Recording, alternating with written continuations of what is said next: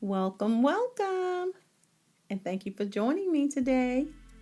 I am Dina, and this is Discussions with Dina. This is in reference to a NBC News report. There are four 15-year-old football players at Damascus High School in Maryland that were released on bond Tuesday. NBC News reports that these teens are being charged as adults with rape for sexually assaulting four teammates with a broom during what is reported to be a hazing incident. A fifth student accused in one of the attacks is being charged as a juvenile. They were each charged with one count of first-degree rape, 3 counts of attempted rape, and 1 count of conspiracy to commit rape, according to the Montgomery County State Attorney. It is reported that it happened in the locker room of the high school. One of the alleged victims said he was held down, his pants pulled down, and then he was first poked by a broomstick, then later it was inserted into his anus. This is what the prosecutor said. 2 other students described being violently attacked and trying to fight off the assailants before the same thing was done to them. The assailants being 4 of their classmates or teammates, of course.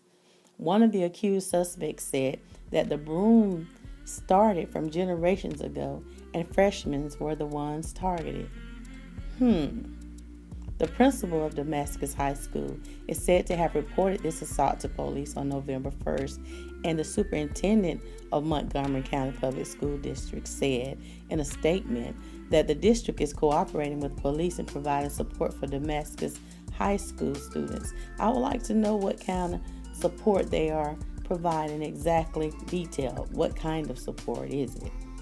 The state attorney, whose name is John McCarthy, said these boys were victims of criminal acts, that they were not victims of hazing, but victims of first-degree rapes. This happened in a high school locker room where they said the lights were turned off. I just want to stress to all of my parents out there, talk to your children about this kind of stuff. We can't be everywhere they are or with them all the time, but we cannot take a blind eye to this kind of sick behavior. This has become commonplace nowadays. This society encourages giving in to your lower desires, and our children are being affected by this constant sexual propaganda. It is in their faces day and night. This is why they are confused today as to who and what they are. I don't claim to know all of the facts in this case, but I do know that seeing, hearing, and reading about sexual assault perpetrated on kids and by kids is so common. This is just not natural. If I had my way, our youth would be homeschooled or enrolled in schools that had the proper officials in place that were trained to look out for and avoid this type of behavior. There has to be a way to prevent this kind of sick conduct. I don't know the demographics of the teens that were arrested and those who were involved in this incident, but I did notice that they immediately decided to charge them as adults, and this sends up a red flag, if you know what I mean. This society has become so indoctrinated into what I call immoral behavior that it seems that they don't even waver for our youth to develop into adults before pushing their sexually suggestive material on them. Then we wonder when we see this behavior, how, why? It's through the cartoons, the sitcoms, even simple commercial ads, and not to mention the music. It can be very difficult rearing children in this environment where they are just bombarded with this filth and immoral propaganda. It's a constant thing, but the best thing we can do is try to protect them by preparing them and educating them as to how corrupt this world is and what happens, what people can do. And sometimes when we're talking to people and they're smiling at us, their true intentions are not evident. We have to help them avoid some of these pitfalls.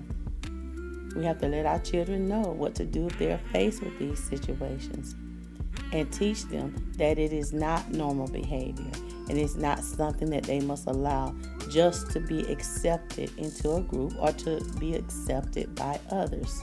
This is part of teaching knowledge of self and accepting your own and being yourself.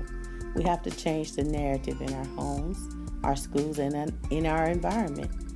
We have to change, and we start with the people around us. If we want to be a better society, we have to be a part of building that society. Once again, this happened in a high school locker room. And I want to know, where were the adults, the teachers, the people in charge? And how long has this been going on prior to this incident? I want to know if any officials will be held responsible for not monitoring these young adults properly, or will we find that there is an even bigger rabbit hole here? Let me know what you think about this. Subscribe and leave me a comment below. You can also friend and follow me on Facebook, Twitter, and Instagram at Discussions with Dina. Thank you for listening, and I will see you next time on Discussions with Dina.